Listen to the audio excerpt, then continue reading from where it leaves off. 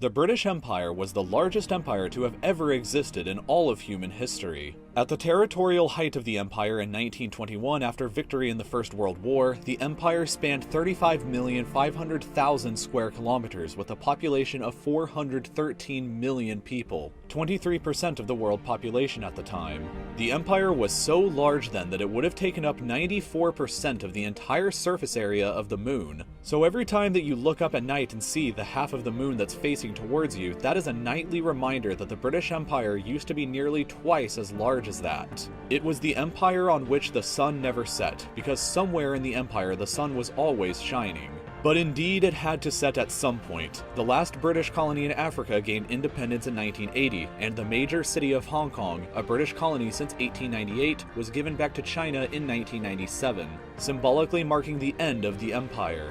But what if this entire empire was suddenly recreated today? What exactly would it look like? Well, for starters, Queen Elizabeth II is already in real life queen of these 16 different countries right now, and she has been at some point queen of these other 17 countries as well. In total, the British Empire reunited today would encompass 64 different countries, and Queen Elizabeth II has already been queen of more than half of those countries at some point during her lifetime.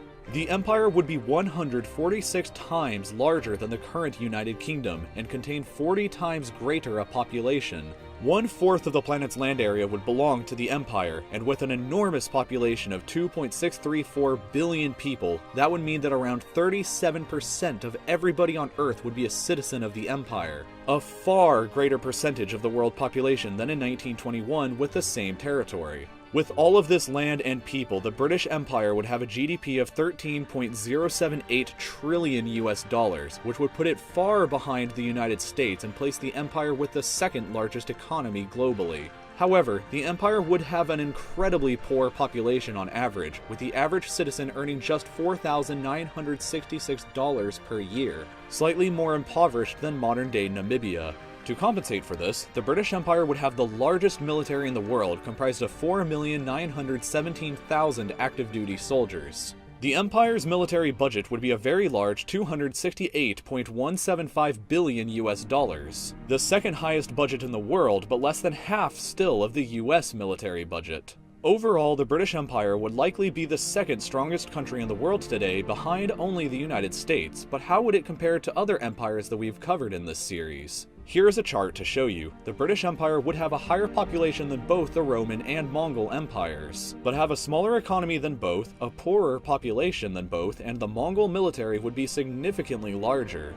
The biggest city in the British Empire would be Karachi in Pakistan, and with the exception of Lagos in Nigeria, the top 5 biggest cities would all be located on the Indian subcontinent. In fact, 9 out of the top 10 biggest cities would all be located in either Asia or Africa. The only one that wouldn't is London, which would be the 7th largest city in the empire. Despite this, London would likely become the capital of the whole empire since it was the historical capital of the British Empire. In addition, English would have to be the official language of the empire, despite the fact that it would only be the native language of only 5% of the population.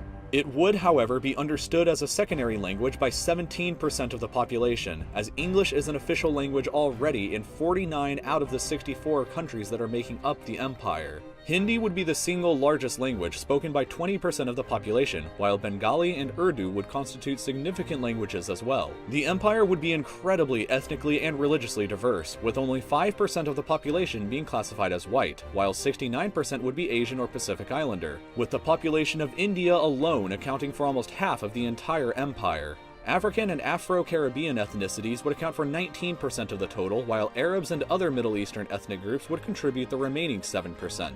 The United Kingdom itself would only contribute 2.4% of the entire empire's population. And finally, the religious diversity of the empire would be just as great, if not even greater, with Hinduism representing the largest single faith at 40% of the total population, Islam at 33%, divided between 32% Sunni and 1% Shia, Christianity at 19%, split between 12.6% Protestants, 6% Catholics, and 0.4% Orthodox, Meanwhile, Buddhism would represent 3%, Sikhs at 0.8%, Jews at 0.2%, other religions at 2%, and atheists or non-believers would account for the final 2% of the population. Interestingly, if you also added the original 13 American colonies from the United States back into the empire, that would single-handedly raise the GDP of the empire up by over $6 trillion, equal to 47% of the entire empire's GDP before adding the colonies. If this happened, the 13 colonies would undoubtedly become the most valuable possession of the British Empire. The only question is, would the United States allow this to happen?